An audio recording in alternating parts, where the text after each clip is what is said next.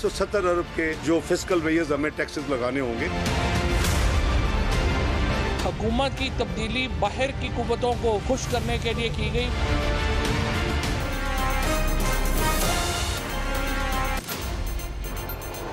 अस्सलाम वालेकुम, मैं हूं समर अब्बास। आप देख रहे हैं पाकिस्तान टुनाइट। पंजाब में इलेक्शन कब होंगे?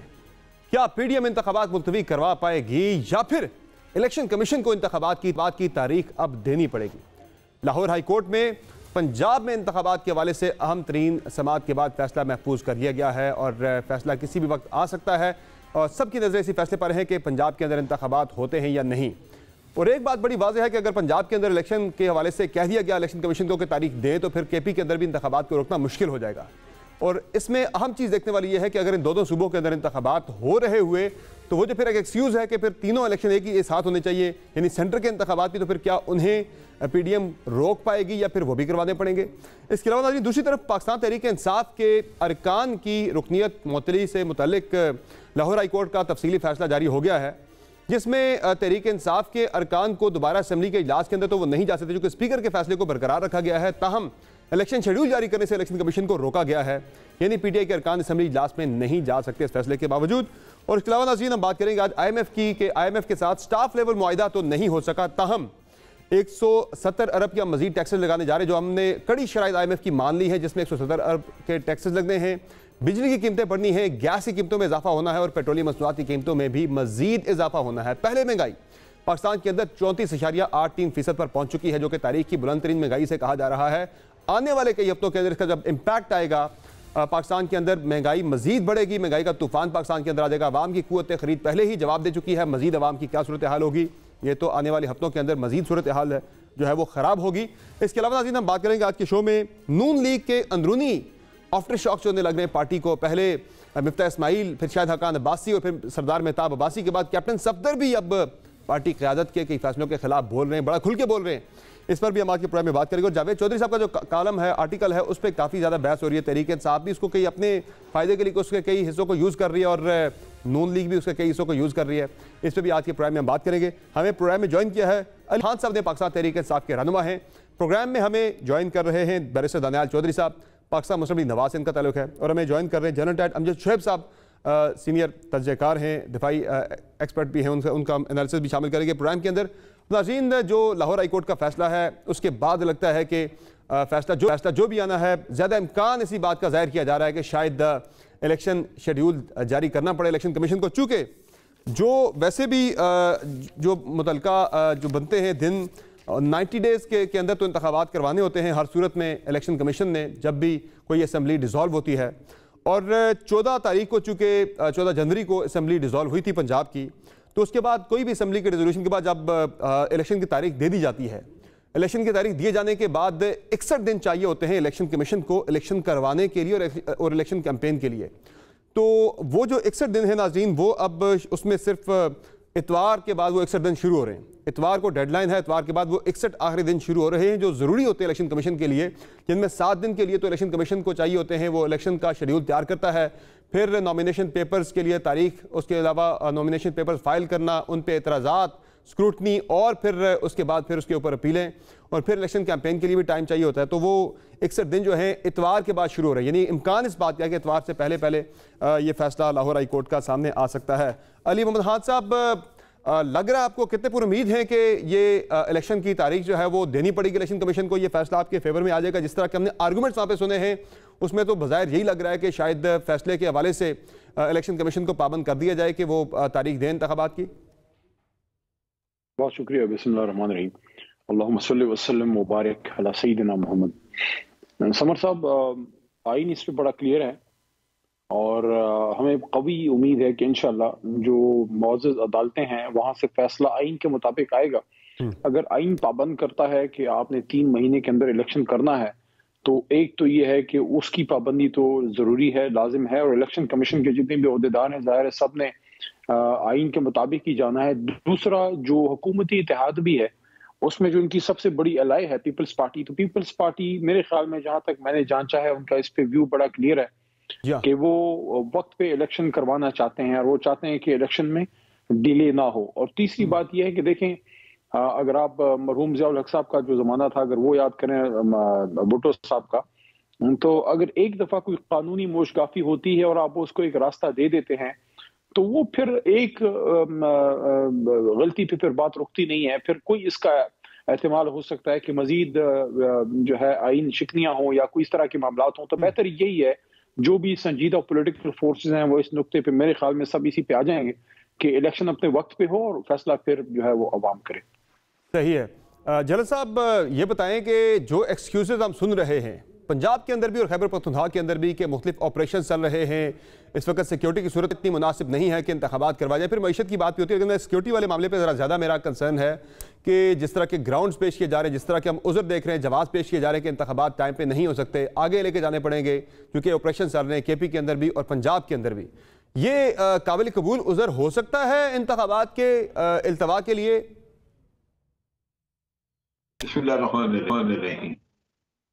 देखिए, सिर्फ एक ही उधर हो सकता है अगर वो आपकी बाहर भारत के साथ या किसी और मुल्क के साथ आपकी जंग चल निकलती है तो फिर एक इमरजेंसी नाफिज हो जाती है, तो उस सूरत में तो ये इलेक्शन नहीं हो सकते।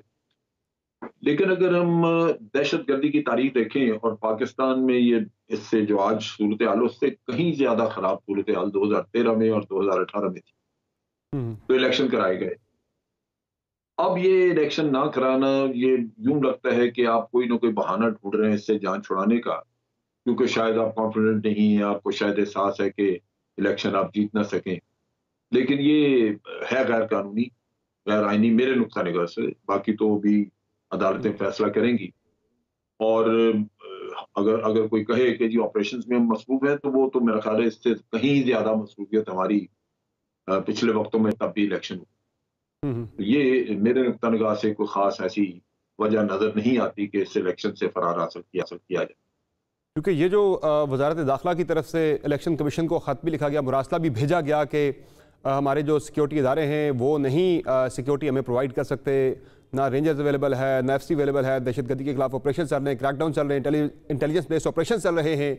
जो मौजूदा हालात आपको वाकई इतने लगते हैं, लाइन ऑर्डर की सिचुएशन इतनी ख़राब है कि वाक़यातन हमें इलेक्शन मुलतवी करने चाहिए? और KP के अंदर तो ये भी बयान आया था कि वहाँ पे खुदा न खासा कोई दहशतगर्दी हो सकती है, उसको खारिज इम्कान करार नहीं दिया जा सकता, तो ख़तरा उस चीज़ का, इसलिए इलेक्शन फ़िलहाल नहीं होने चाहिए। देखिए, जो IG थे KP के, जिनको तब्दील कर दिया गया, उन्होंने ये कहा था कि जी दहशतगर्दी का वाकया तो बिल्कुल रूल आउट नहीं किया जा सकता, वो हो ही सकता है, लेकिन हम इलेक्शन कराने के लिए तैयार हैं, हम सिक्योरिटी भी देने के लिए तैयार हैं।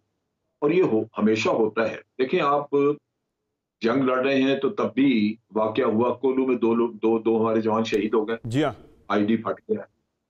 अभी कोई इलेक्शन तो नहीं आप करा रहे। तो ये वाकया तो हो सकते हैं, लेकिन चीज ये है कि जो आईनी रिक्वायरमेंट है वो आपको पूरी करनी चाहिए, क्योंकि मुल्क का बहुत सारा और मुल्क के मामला जो है वो उस पर मुनसर है।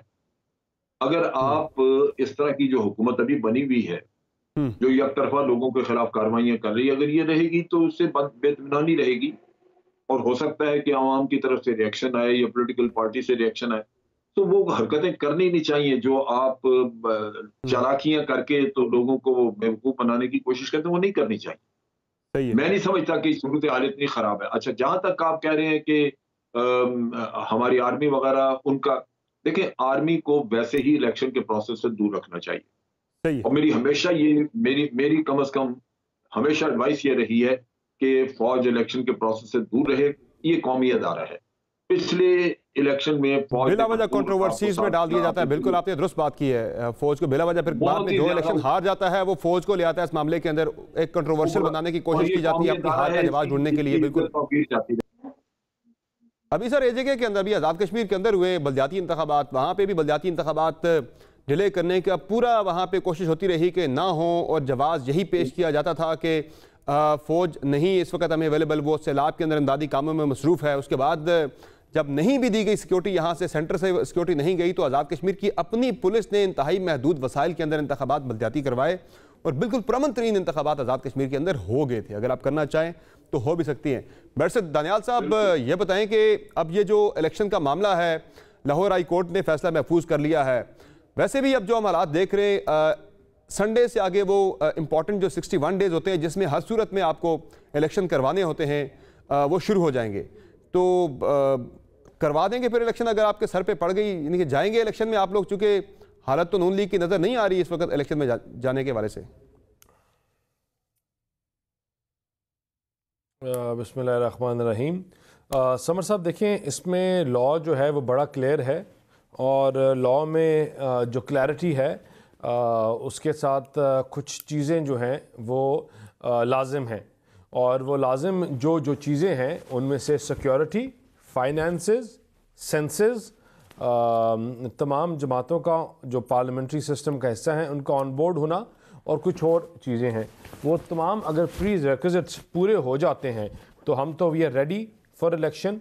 हम तो वी आर वेटिंग कि इलेक्शंस हो और इनको इंशाल्लाह मुंह की खानी पड़े और इनको समझ आए कि इन्होंने जो पाकिस्तान का 4 साल में हाल किया, जिस तरह इन्होंने IMF के आगे ये मुल्क बेच दिया, जिस तरह इन्होंने एक चलती फिरती हमारी एक बेहतरीन इंटरनेशनल एयरलाइंस को एक स्टेटमेंट दे के जो आपका दुश्मन ममालिक इंडिया नहीं कर सका आपने तबाह कर दिया। तो इनका इन तमाम झूठा नैरेटिव को ख़त्म किया जाए, अवाम इनको बुलडोज़ करे और इनकी पाकिस्तानी पॉलिटिक्स से या पाकिस्तानी सियासत से इनका हमेशा के लिए खात्मा हो जाए। सर वो आर्टिफिशियली नहीं होना चाहिए, वो इलेक्शन के जरिए होना चाहिए जो आप चाह रहे हैं। पाकिस्तान का ज्यादतियां उसके लिए आपको इलेक्शन करवाना पड़ेगा। इंजीनियरिंग करके अगर ऐसा कुछ हुआ तो फिर पाकिस्तानी अवाम इसे कबूल नहीं करेंगे, स्टेबिलिटी नहीं आएगी पाकिस्तान के अंदर। नहीं, इंजीनियरिंग की तो हम बात नहीं कर रहे और इंजीनियरिंग की तो कोई बात नहीं कर रहा। इन्होंने जो पाकिस्तान की तबाही निकाली है, जो तबाही की है, वो इंजीनियरिंग के बगैर निकाली है और इंजीनियरिंग के बगैर की है। और इंशाल्लाह पाकिस्तान की आवाम भी इनका जो इनको दुरुस्त करेगी वो भी इंजीनियरिंग के बगैर ही दुरुस्त करेगी और इनसे जवाब मांगेगी कि जो आप उसके लिए आपको इलेक्शन करवाना पड़ेगा सर। किया वो इलेक्शन होगा तो पाकिस्तानी आवाम करेगी मुल्क को। तो मैंने सर तो इलेक्शन होगा ना, आपको किसने कहा इलेक्शन नहीं होगा? We are ready for it. Prerequisites पूरे होंगे तो इलेक्शन होगा और इंशाल्लाह सर तो इलेक्शन होगा ना। आपके प्री रिक्विजिट्स पूरे होने हैं, चीजें अपने कैप्टन सफदर साहब कह रहे हैं कि 2025 में इंतखाबात हो रहे हैं सर। आपके अपने कैप्टन सफदर साहब ने 2025 का कह दिया है। हम तो 2024 का सोच रहे थे और आप तो कह रहे हैं कि PTI का सफाया कर देंगे। वो तो कैप्टन सफदर साहब को खुद मरीम नवाज साहिबा वजीर आजम बनती हुई नहीं दिखाई दे रही। एक तो वो इलेक्शन 2025 में देख रहे हैं, दूसरा आप जिस कॉन्फिडेंस का दार कर रहे हैं कि नून लीग को अवाम वोट देंगे तो का सफाया करेंगे, उस वाले से भी कैप्टन सफदर साहब खुद कॉन्फिडेंट नहीं है। जरा सुन लें आपने। राजा रियाद इस तरह की वफादारी तब्दील करनी चाहिए, नहीं करनी चाहिए। जिसके साथ खड़े हो जाओ। फिर ये क्या बात हुई? जीतो तुम इमरान के टिकट पे और तुम्हें इक़्तिदार नजर आए तुम इधर आ जाओ। कहाँ गया वोट को इज्जत दो का बयान? ये बयानिया बड़ा स्ट्रांग था, मगर हमने वोट को उस दिन बेइज्जत कर दिया जिस दिन हमने अपना वोट बाजवा को एक्सटेंशन के लिए दे दिया। जिसने भी वोट दिया वो मुजरम है, वोट को इज्जत दो के नारे का। फिर जब मैं बात करता हूँ तो मुझे लोग पैगाम देते हैं उसके बारे में की ख्याल है, फिर आंखें शर्म से झुक जाती हैं। मैं कि यार वो जरा तंजीम साजी ऊपर से हो गई थी। मरियम साहब आप चीफ ऑर्गेनाइजर हैं जी, आप देख रहे हैं कि वो मुल्क की वजीर आजम बन जाएंगी? मुझे तो मुस्तकबिल करीब में नजर नहीं आती। 2025 में इलेक्शन होगा। जी बैरिस्टर दानियाल साहब, कैप्टन सफदर साहब खुद कॉन्फिडेंट नहीं है कि मरीम साहबा वजीर आजम बन पाएंगी और वो इलेक्शन भी 2025 में देख रहे हैं, उससे पहले नहीं हो रहे, वो करें? सर देखें, कैप्टन साहब जिसकी बात कर रहे हैं वो क्या बात कर रहे हैं? वो ये कह रहे हैं कि एक तो आपके मुस्तकबिल के इलेक्शन की देखें, वो अपना राय दे रहे हैं और उनका राय का और उनका जो चीज़ें हैं उसका तो बेहतर जवाब वो खुद दे सकते हैं। लेकिन एज अ पार्टी रिप्रेजेंटेटिव जहाँ मैं इस प्रोग्राम में बैठा हुआ हूँ अपनी पार्टी की नुमाइंदगी करते हुए, हमारा बड़ा क्लियर नैरेटिव है और we are ready for elections. ये हमारी पार्टी का बयानिया है और हम इलेक्शंस के लिए तैयार हैं। हम इलेक्शंस आप कल करवाएं तो हम इंशाल्लाह एक इकट्ठी मजबूत पाकिस्तान की सिंगल लार्जेस्ट जमात ये एक एक्सप्रेस वो जमात है जिसने हर एक्सप्रेस की वेबसाइट पे खबर भी लगी हुई है, 9 नंबर लिए 8 नंबर लिए and we are ready for it. Daniyal भाई, ये एक्सप्रेस पे एक न्यूज़ भी लगी हुई है कि पाकिस्तान मुस्लिम लीग नून की चीफ ऑर्गेनाइजर मरीम नवाज ने पार्टी रहनुमा कैप्टन सफदर की सरजनिश कर दी पार्टी पॉलिसी के खिलाफ बयान देने पर। है इस पर कोई हकीकत कि वाकई पार्टी में उनकी सरजनिश की गई है इस तरह का बयान देने? क्या हकीकत के सॉरी क्या लगी? मैं पूछ रहा हूँ कि वाकई कैप्टन सफदर साहब की कुछ सरजनिश हुई है इस तरह का बयान देने में पार्टी क़यादत की तरफ से? नहीं, उनका अपना राय है and he has all the right to give his own opinion. This is democracy. और उन्होंने अपना राय किसी चीज़ में देना है, उनकी अपनी मर्जी है, वो अपनी सीट से लड़ के आते हैं, वो दे सकते हैं। क्या वो पार्टी डिसिप्लिन के पाबंद नहीं है? क्या हमेशा रहे हैं? क्या वो पार्टी डिसिप्लिन के पाबंद नहीं है? नहीं, तो पार्टी डिसिप्लिन के पाबंद है, लेकिन अपनी राय भी तो दे सकते हैं। सर वो बाजवा साहब को एक्सटेंशन का वोट देने पे शहबाज शरीफ साहब को मुजरम करार दे रहे हैं, पार्टी के चीफ ऑर्गेनाइजर को वजीर आजम बनता नहीं देख रहे, ये सारे बयान तो पार्टी पॉलिसी के खिलाफ है। नहीं, शहबाज शरीफ साहब को कुछ नहीं, वो उनके शहबाज शरीफ की बहुत इज्जत बाजवा साहब को एक्सटेंशन का वोट देने वाले सारे मुजरिम थे, सोच भी नहीं सकते। तो मुजरिम शहबाज साहब भी उसमें शामिल थे वोट देने वालों में। उन्होंने कहा कि जो तो उनकी राय हो सकती है, ये वो सोचते हैं कि यार कि दानियाल ने अगर वोट दिया तो गलत दिया, तो उनकी राय हो सकती है। सही है सर, ये आप नहीं बोल सकते, आपको ये लेवरेज हासिल नहीं होगी, कभी आप ना बोलिएगा, अपनी राय का इजहार ना कर दीजिएगा, वरना रगड़े में आ जाएंगे बिला वजह। अच्छा अली मोहम्मद खान साहब, ये जो हमारे नहीं कोई इंशाल्लाह कोई रगड़े में नहीं आएंगे।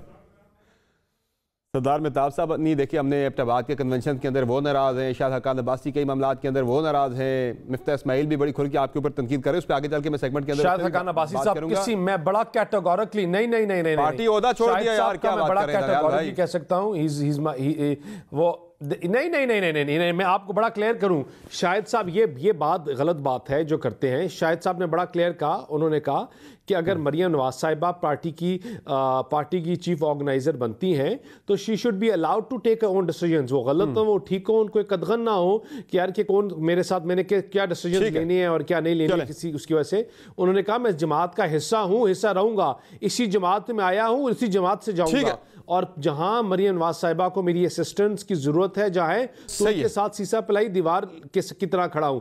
शाहिद साहब ने अगर ऐसा कुछ करना होता तो 3 साल जेल में क्यों आपका पॉइंट आ गया, या कोई और डिफरेंसेस थे उनके। शाहिद साहब is a very firm man and he strong firm today and will always do. Ali Mohammad Khan साहब, जिस तरह से हमने देखा कि नून लीग के अंदर कुछ इंटरनल इश्यूज चल रहे हैं, पीटीआई के अंदर भी मामलात को इतने अच्छे नहीं है, अल्दो इमरान खान के चेयरमैनशिप के ऊपर पूरी तहरीक इंसाफ मुत्तहिद है, लेकिन सेकंड ईयर के ऊपर काफ़ी इश्यूज चल रहे हैं।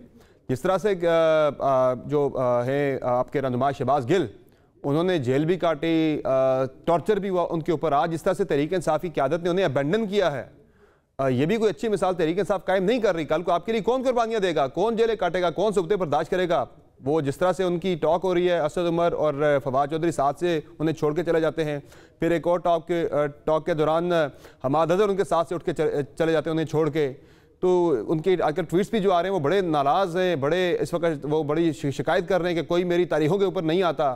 ये तो अच्छी मिसाल नहीं कायम कर रही तहरीक साहब, आपने जेल भरो तहरीक शुरू करनी है, ये तो कोई अच्छा जैसे नहीं है। देखिए समर साहब, पहले तो मैं ज़रा कमेंट करना चाहूँगा। छोटा भाई हमारा बैरिस्टर दानियाल जो है, आई विश हिम लक, अल्लाह करे कि जो अगर इनके नसीब में है, मुल्क के लिए बेहतर है, तो ये पार्लियामेंट में भी आए अपने बुजुर्गों की तरह। लेकिन इस तरह की जो बात है कि इनका सफाया करेंगे, फलाना करेंगे, देखिए मुझे हक नहीं पहुंचता कि मैं ऐसी स्वीपिंग स्टेटमेंट दूं। मुस्लिम लीग नून एक हकीकत है इस मुल्क की, पीपल्स पार्टी एक हकीकत है, ANP एक हकीकत है। इस मुल्क की सियासत का सबसे बड़ा अलमिया क्या रहा है, वो यही है कि हम एक दूसरे को बर्दाश्त नहीं करते।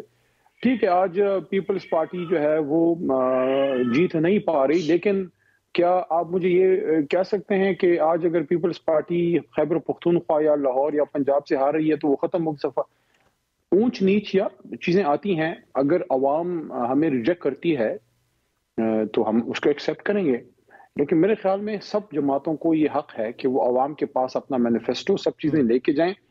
और दूसरी जो बात कैप्टन साहब ने की है, आज इमरान रियाज साहब के साथ भी इस पे मैंने प्रोग्राम किया है, आपने भी वही नुक्ता उठाया, तो उस पे तो यही बात हम कर सकते हैं, कप्तान साहब जो हैं सफदर साहब के घर का बेदी लंका ढाए, क्योंकि जो 3 बुनियादी नुकात उन्होंने पेश किए हैं तो वो तो देखें वो बहुत ही अलार्मिंग है मेरे ख्याल में मुस्लिम लीग नून की लीडरशिप के लिए। कि एक तो जो वोट को इज्जत दो का नारा है, तो उसको तो आपने जनाबे वाला बिल्कुल फारिग करके रख दिया।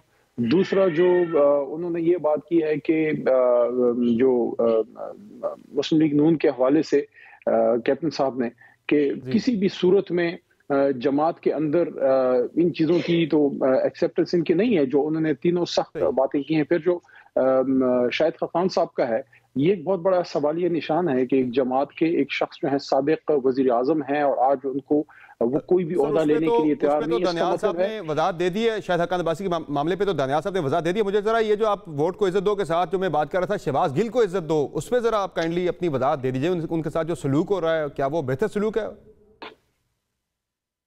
देखिए, मेरे ख्याल में जो शहबाज साहब को गिले हैं वो बजा होंगे, लेकिन बहरहाल प्रेस कॉन्फ्रेंस में कुछ लोग खड़े रहते हैं, कुछ चले जाते हैं। मेरे ख्याल में अगर उनकी प्रेस टॉक चल रही है तो उनके साथ खड़ा रहना चाहिए था, या फिर आप प्रेस टॉक में खड़े इकट्ठे ना हो। मेरे ख्याल में ये चीजें जो हैं इसको एड्रेस किया जाना चाहिए।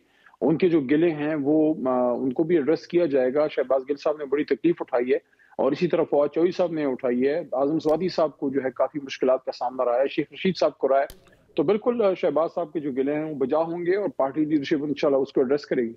पार्टी को शहबाज गिल से क्या शिकवा है? क्यों लीडरान उनके साथ खड़ा होना पसंद नहीं कर रहे? वजह क्या है? इशू क्या है? देखिए, मुझे इसका कोई ज्यादा आइडिया तो नहीं है, क्योंकि अगर वो किसी शख्स से उनका कोई गिला है तो उसका जवाब तो वही दे सकते हैं। हमने तो हर फोरम पे गिल साहब को हमने तो डिफेंड किया है। उनका जो बयान था उस पर जाहिर है दो राय हो सकती है कि अल्फाज का चुनाव बेहतर होना चाहिए, लेकिन उनके साथ जो फिर सलूक किया गया उस पर सब उनके साथ खड़े रहे। क्योंकि जाहिर है आपके खिलाफ अगर कोई पर्चा कटता है तो कानूनी तौर पे तो आपके खिलाफ केस चल सकता है, लेकिन दौरान हिरासत जो उन्होंने एलिज किया कि उनके साथ ज्यादतियां हुई हैं तो वो बिल्कुल गलत है। दूसरा, जब उनकी गाड़ी को हादसा हुआ तब भी हम सब उनके साथ थे, तो पार्टी वर्कर तो उनको इंशाल्लाह सपोर्ट करते हैं, ऐसी कोई बात नहीं। जब बनीगाला में खान साहब यहाँ मौजूद थे, क़याम पजीर थे, तो शहबाज गिल हर वक्त बनीगाला में हुआ करते नजर आते थे वहाँ पे। आप भी जब जाते थे आपने हर दफ़ा वहाँ पे देखे होंगे वहाँ मौजूद होते थे। जमानत पार्क में आजकल वो नजर नहीं आ रहे। आपने लास्ट टाइम कब देखा शहबाज गिल साहब को जमानत पार्क में खान साहब की रिहाइश के ऊपर?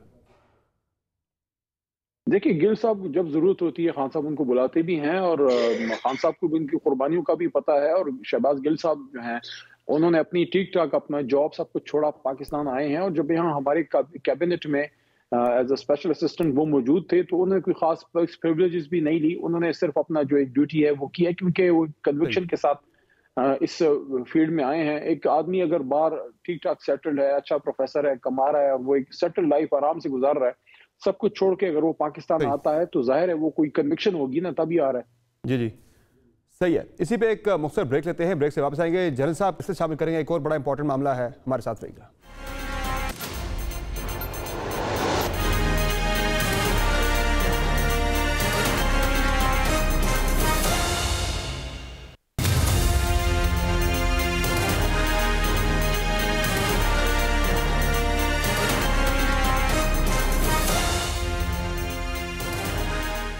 वेलकम बैक टू शो नाज़रीन। जनरल बाजवा की जो कॉलमनिस्ट हैं जावेद चौधरी साहब, उनके कॉलम में होने वाली जो गुफ्तगू जो पब्लिश हुई है उस पर काफ़ी आजकल बहस चल रही है।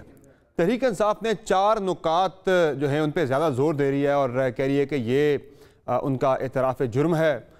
और इसके अलावा कुछ उनके ऐसे कंटेंट भी है इस कॉलम के अंदर जो गुफ्तगू के अंदर से निकला, जिसमें तहरीक इंसाफ के ख़िलाफ़ भी बड़ी चीज़ें निकली हैं। एक चीज़ पे वजाहत ज़रूर आई है साबिक आर्मी चीफ की कि उन्होंने ऐसा कहीं नहीं कहा कि तहरीक इंसाफ अगर इक़्तिदार में रहती तो वो मुल्क को तबाह कर देती। इस पर उनकी वजाहत आ गई है।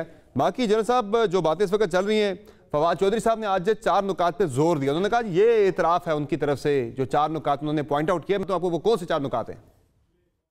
इस कॉलम में जो जनरल बाजवा साहब ने 4 एतराफ़ात किए हैं। पहला एतराफ़ कि हुकूमत की तब्दीली में जनरल बाजवा साहब ने अहम किरदार अदा किया। दूसरा, उन्होंने कहा कि हुकूमत की तब्दीली बाहर की कुव्वतों को खुश करने के लिए की गई। तीसरी इंपॉर्टेंट बात, डील ये हो रही है कि नवाज शरीफ के मुकदमे जो हैं वो खत्म हो जाए और नैब जो है उससे कहा जा रहा है कि वो शौकत तरीन साहब का मुकदमा जो है वो भी आर्मी चीफ ने खत्म करवाया। ये बहुत एक संगीन इंटरवेंशन है पाकिस्तान के जुडिशल सिस्टम में और एक बहुत बड़ा एतराफ़ है। चौथी चीज ये कि उन्होंने कहा कि मईशत जो है वो सही नहीं चल रही थी और उसकी वजह से हमें इंटरवेंशन करनी पड़ रही थी। आप इकोनॉमी के माहिर नहीं है।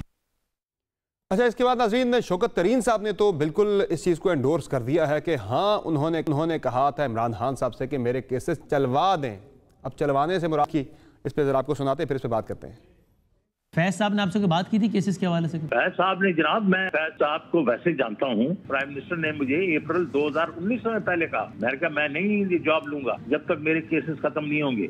आप सिर्फ कोर्ट को कहें ये केस चला ले, सिर्फ यही मैंने कहा था कि आप केस चलवा दें, दैट इज अबाउट इट। आपने फैज साहब से कहा केस चलवा दें, बाकी मेरिट पर मैं खुद ही हो जाएगा मेरा मामला। बिल्कुल, खुद मैं निकल जाऊंगा। केस वो चलवा, अब केस का चलवा देना भी बड़ी मानी खेज चीज़ है कि किस तरह से एक ऑफिसर जो हैं वो अदालत को कह रहे हैं कि आप ये केस चला दें, फिर जब चलवाने का कह दिया जाता है तो फिर आगे आप खुद भी इस चीज़ को एनालाइज कर सकते हैं कि मामला कहाँ जाता है। उसके बाद फिर जनरल साहब, क्या बाजवा साहब को इस तरह से जो आजकल वो अपनी वजाहतें दे रहे हैं मुख्तलिफ कॉलम्स के अंदर, गैर रस्मी गुफ्तगू के अंदर, इससे क्या उन पर जो तनकीद है आपको लग रहा है कि वो कम होगी या फिर खामोश रहने में उनके लिए ज़्यादा बेहतरी है? क्या मशवरा देंगे आप उन्हें? बिस्मिल्लाहिर्रहमानिर्रहीम। देखिए, जब आप सर्विस में होते हैं तो बहुत सारी चीजें आपको करनी पड़ती हैं, और वो जब आप इस तरह की वजाहत बार दें तो उसमें पूरा पर्सपेक्टिव कभी भी वाज़ेह नहीं होता, क्योंकि पहले कितनी मीटिंग्स हुई इमरान खान के साथ, कितनी बातचीत हुई, ये चीजें जो हैं ये वाज़ेह नहीं है। और जावेद चौधरी सिर्फ उन बातों का जिक्र कर रहे हैं जो कि मखसूस हैं। मेरा ख्याल है कि जनरल बाजवा को इस चीज से एतराज करना चाहिए, क्योंकि इससे उनकी अपनी जात बहुत ज्यादा मुतनाज़ा हो जाएगी। उनकी बातों से यूं लगेगा कि जैसे वो एक मतवाजी गवर्नमेंट चला रहे थे, जिसमें कि जो कत्ल गैर आईनी है, और उसका एक ऐसा इंप्रेशन मिलेगा जो कि मेरा ख्याल है कि सारे पॉलिटिकल सर्कल जो है वो उससे मुत्तफिक नहीं होंगे, वो रिजेंट करेंगे। तो होना ये चाहिए स्टेज के ऊपर कि जनरल बाजवा इस मामले में बिल्कुल खामोशी इख्तियार करें। लेकिन जनरल कियानी के ऊपर भी कई इस तरह के, कभी इलेक्शन का लगा कि जिन्होंने PMLN को जितवाया है, कहीं कुछ कहीं कुछ, लेकिन उन्होंने कोई स्टेटमेंट नहीं दी उसके बाद।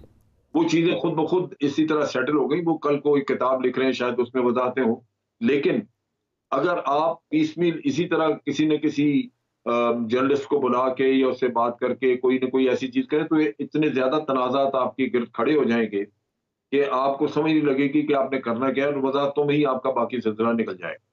तो जनरल बाजवा को मेरा ख्याल है इस चीज से एहतियात करनी चाहिए, उनको नहीं बोलना चाहिए। वैसे तो जनरल साहब, हर इदारे का कोड ऑफ कंडक्ट होता है, कुछ कवायद और ज़वाबित होते हैं।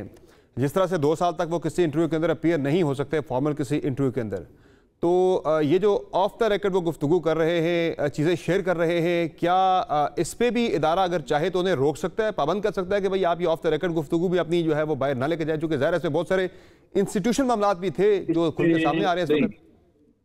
नहीं, इसमें यह है कि वो प्रैक्टिकली किसी चीज में हिस्सा खुद नहीं ले रहे, लेकिन वो इस बात की उनको आजादी है कि वो मेरे साथ बैठ के, आपके साथ, किसी दोस्त अहबाब के साथ बातचीत करते हैं तो वो करें, उसमें कोई ऑथेंटिसिटी की बात नहीं है। मसलन मिसाल के तौर पे जावेद चौधरी ने जो कुछ कहा है, लिखा है, कल को जनरल बाजवा साहब कह सकते हैं कि जी मैंने ऐसे नहीं कहा था, ये गलत बयानी कर रहा। पूरे कॉलम में से एक नुक्ते की उन्होंने वजाहत की है कि ये मैंने नहीं कहा, बाकी सारा कॉलम जो है वो स्टैंड करता है, बिल्कुल दुरुस्त है वो बातें सारी। और ठीक है, मैं बातें दुरुस्त हैं, लेकिन सवाल इतना पैदा होता है कि क्या हमें करनी चाहिए? तो मेरा अपना अंदाजा, मेरा अपनी सोच ये है कि नहीं करना चाहिए, क्योंकि इससे उनकी अपनी जात मुतनाज़ा हो जाएगी। मेरा सवाल सर ये भी है कि ज़रा इससे तो इदारे के ऊपर भी आता है। आज जो फवाद चौधरी ने सवाल उठाए वो ज़रा वो सिर्फ जनरल बाजवा के ऊपर नहीं उठते, वो इदारे के ऊपर भी सवाल उठते हैं कि एक इदारा दूसरे इदारे के मामलात के अंदर इंटरफेयर कैसे कर रहा है। तो क्या इदारा अगर चाहे पाबंद कर सकता है? चूंकि ये सिर्फ गुफ्तगू ड्राइंग रूम के अंदर बैठ के होने वाली गुफ्तगू नहीं है, ये पब्लिश हो रही है अखबार के अंदर, ये डिबेट्स का हिस्सा बन रही है। देखिए, अदारा अपने तौर पे अगर महसूस करे कि उनको इस चीज से नुकसान पहुंच रहा है तो वो उनको कह सकते हैं, लेकिन इसमें चीज ये है कि ये चीफ ऑफ आर्मी स्टाफ है, अदारा नहीं है। चीफ ऑफ आर्मी स्टाफ जो है वो सबसे ऊपर एक ही यानी आखिरी होता है और उसके अहकाम चलते हैं। तो अदारे ने तो वो कुछ किया जो चीफ ऑफ आर्मी स्टाफ कह रहे हैं। तो मेरा ख्याल है कि इसमें पर्सनैलिटी एक ही है जो कि जिसके ऊपर उंगली उठ सकती है या जिसके मसाइल हो सकते हैं। अदारा नहीं है सच, अदारा तो बिल्कुल ठीक है, उनके हुक्म पे चलता है। तो मेरा नहीं ख्याल कि अदारे को इसमें उनको परेशानी होनी चाहिए। अली मोहम्मद खान साहब, जहां आप 4 नुकात की बात करते हैं कि वो इतराफ है, तो वहां शौकत तरीन साहब वाला मामला जो है वो तो मान भी रहे कि बिल्कुल मेरा केस चलवाने के लिए कहा गया था। वो जो आप कहते हैं कि NRO दे दिया बाजवा साहब ने इन लोगों को, वहां आपके अपने लोग भी उस NRO से मुस्तफीद हुए। फिर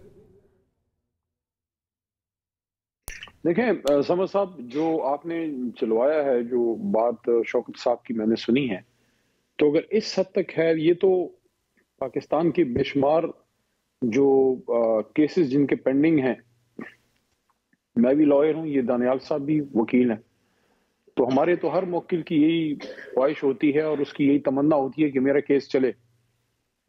बाकी फैसला जो मेरिट पे हो, अगर उन्होंने सिर्फ ये कहा है कि मेरा केस चलाएं, बाकी फैसला मेरिट पे हो, फिर तो ठीक है। लेकिन अगर उन्होंने ये कहा, जज को कह रहा हूं कि केस चलाएं, तो फिर वो मामला सिर्फ केस चलने तक नहीं रहता महदूद। फिर मेरे ख्याल में अगर इस तरह की बात है कि कोई डीजीआई ने किसी को कहा है, तो डीजीआई का तो उसमें कोई रोल नहीं बनता। मुझे नहीं पता कि किस लेवल पे ये बात हुई है और क्या ये सच्ची है या नहीं है, लेकिन उनका तो इसमें कोई रोल नहीं है। उनका तो अपना खुद कह रहे हैं कि हुई थी बात। बिल्कुल वो एक बात मैं कहना चाह रहा हूँ, नहीं इस तरह की ये चीजें बिल्कुल, मैं तो इसके हक में बिल्कुल नहीं हूँ कि आप किसी को कहें कि ये देखें। अगर आप अपने वकील के जरिए रिक्वेस्ट करते हैं, पिटिशन डालते हैं अदालत में, अर्ली हियरिंग की होती है इस तरह, और आप पिटिशन डालते हैं, रिक्वेस्ट करते हैं कि मेरे मौकिल का केस जो है आप सुने, वो एक जेन्युइन चीज है। लेकिन किसी को कहना मेरे ख्याल में वो बिल्कुल गलत है। अगर ऐसा हुआ है तो जी जल्द आप कहना चाह रहे हैं। जी जरूर सर, मैं पॉइंट ऑफ व्यू देखता हूं। देखिए बात ये है, ये केस खत्म हुआ है इसी तरह। मेरा ख्याल है कि शौकत तरीन साहब दुरुस्त बात नहीं कर रहे, क्योंकि अगर वो दुरुस्त कह रहे होते तो फिर आज वो अदालतों में उसकी पेशियां शुरू हो गई होती कि जी जनरल बाजवा साहब ने कोई अदालतों में इंतजाम करवाया है और पेशियां शुरू हो गई। वो नहीं है, ये केस खत्म हुआ, उनको वहां से क्लियर किया गया और उन्होंने आके तो फाइनेंस मिनिस्टर का ओहदा संभाला। अब इन हालात में जो मैं समझने का वो ये है कि ये केस खत्म कराया गया, लिहाजा शौकत तरीन जो कुछ कह रहे हैं वो दुरुस्त नहीं है। दुरुस्त यही है कि जनरल बाजवा ने जिसको भी कहा उनके जरिए ये केस खत्म करवाया। ठीक है दनियाल साहब, ये जो एनआरओ की बात तो चले, वो इस पे उनका अपना भी एक एनआरओ निकल रहा है, उनके वजीर खजाना का एनआरओ निकल रहा है, लेकिन वो कह रहे हैं कि हुकूमत में के खात्मे में आप लोग कहते थे कि कोई रोल नहीं था बाजवा साहब का, वो तो रोल उनका नजर आ गया, चीजें खुल के आ गई सामने।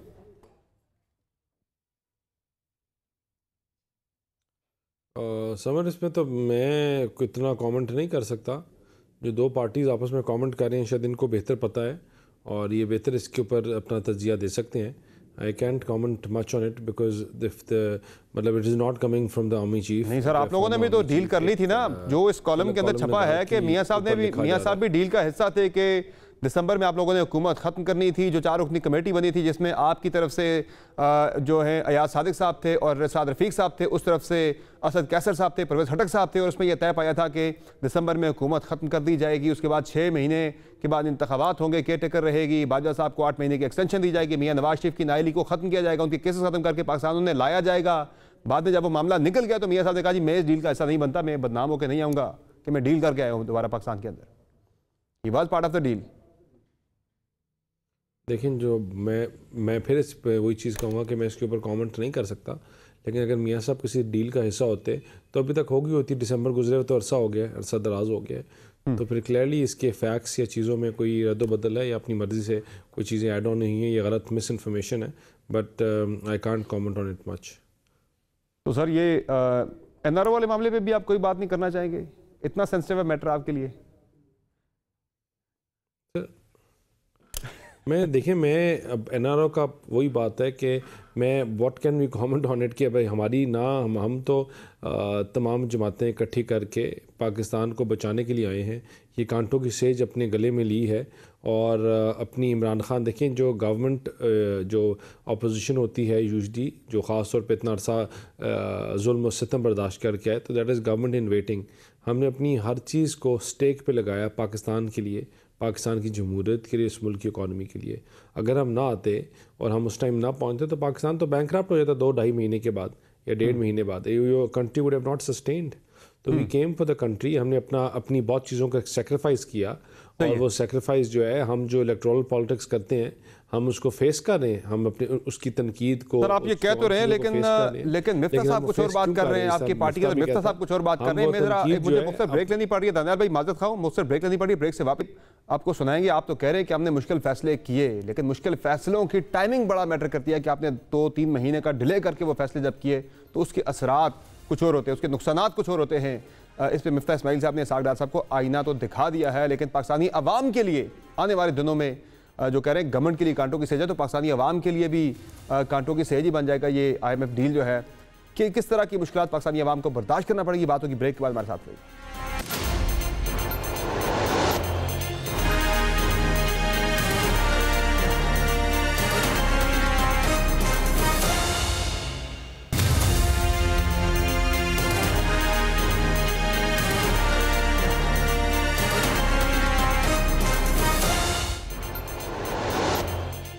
वेलकम बैक नाज़रीन। IMF के साथ स्टाफ लेवल एग्रीमेंट तो नहीं हो सका, लेकिन जो शराइत हमने हैं IMF ने दी है, कड़ी शराइत, उन पर अमल दरामद शुरू कर रहे हैं और एक मिनी बजट आ रहा है। 170 अरब के टैक्सेस लगते हैं, बिजली महंगी, गैस महंगी, पेट्रोलियम मसनूआत की कीमतों में भी इजाफा होगा। मिफ्ता इस्माइल साहब ने इस ताख़ीर पे बड़ा सख्त कमेंट किया है। इसहाक डार साहब की कारकर्दगी पर जरा सुन लें। मुझे निकाल देते, लेकिन अगर कोई ऐसा इकोनॉमिस्ट टाइप का बंदा ले आते, क्योंकि इस वक्त बहुत सीरियस पोजीशन है, ठीक है, मुस्लिम लीग में भी और लोग हैं, हसन इकबाल जैसे लोग हैं, कॉम्पिटेंट लोग हैं, अगर उनको जैसे बंदे को ले आते जिसको कोई कुछ ना कुछ तो होता ना, मतलब IMF से डार साहब कॉम्पिटेंट नहीं है, मतलब डार साहब की ये पॉलिसीज आज के दौर पे तो मेरे ख्याल से अप्रोप्रिएट नहीं है ना। आप ये कह रहे थे IMF को आंखों से आके दिखाऊंगा, दिखाई आंखें आपने, क्या नतीजा निकला? मतलब ये बातें करने की क्या जरूरत थी? आप पहले दिन अक्टूबर में अगर ये रिव्यू हो चुका होता तो आज यहाँ खड़े होते। इस वक्त पाकिस्तान के अंदर 9000 कंटेनर पोर्ट पे पड़े हुए हैं, फैक्ट्रियां बंद हो रही हैं, शिफ्टें बंद हैं, लोग नौकरी से निकलेंगे किस बात पे? सिर्फ अपना शौक पूरा करने के लिए? किस बात पे कि आप ईगो के चक्कर में आपने फैक्ट्रियां बंद करा दी लोगों की? जी दानियाल साहब, आप एग्री करते हैं मिफ्ता साहब से? देखें जी, मैं फिर आपको एक बात करूंगा कि मिफ्ता की जो राय है और जो डार साहब, मिफ्ता असल में हर बंदे की अपनी एक अलग अप्रोच होती है दो चीज़ों की। या मिफ्ता क्या बात कर रहा है? मिफ्ता जो है वो ये बात कर रहा है कि IMF के साथ जो हमने डील की थी, जो इमरान खान ने की थी, कि 6 अरब की खातिर पूरा मुल्क बेचाओ। वो IMF क्या कह रहा है? गरीब लोगों का जो आपका बुहरान है, सर सुने एक सेकंड, IMF कहता है कि जहाँ सैलाब आया हुआ है, जहाँ बुरा हाल है, गुर्बत है, उनकी और गर्दनें काटो, उनको और जबा करो। अरे भाई, आपको क्या प्रलॉन्ग करने की सूटेबल लग रहा है? फिर ये वो सिर्फ ये प्रलॉन्ग करने की कोशिश कर, नहीं ठीक नहीं है ना समर साहब, वो ये प्रलॉन्ग करने की टाइम बड़ा कम रह गया। वो ये प्रोलॉन्ग करने की कोशिश कर रहे हैं कि जो गरीबों की गर्दनें कटनी है ये ना कटे, जो गरीबों को रिलीफ मिलना है maximum. Thank you so much, बहुत शुक्रिया माता साहब आपसे कि आपका कमेंट नहीं ले सका इस पे। अगले प्रोग्राम में फिर इंशाल्लाह आपसे इस पे बात करेंगे मजीद भी, कि जो मिफ्ता इस्माइल साहब बात करें अना की खातर इतना बड़ा नुकसान पहुंचा दिया गया पाकिस्तान को। बहरहाल अगर टाइमली ये फैसला होता तो शायद इतनी ज़्यादा कड़ी शराइत हमें ना माननी पड़ती। इजाज़त दीजिए, खुदा हाफ़िज़।